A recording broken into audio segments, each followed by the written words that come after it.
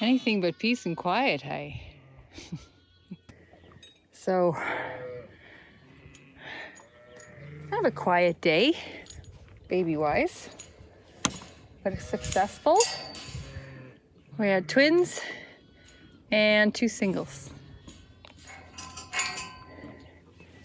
The big girls haven't lambed yet. And the big girl, I thought was gonna be big, looked big, had twins, very nice twins. She had twins, and 816 had a big boy, and another one had a really nice girl. Yeah. Hey there, Bo, you feeling okay? Full moon tonight. I hope it doesn't pull all the babies out.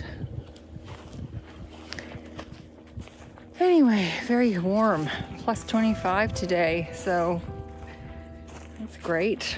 It's gonna be a bit cooler though for the weekend. Anyway, Bo, I think that's it for tonight.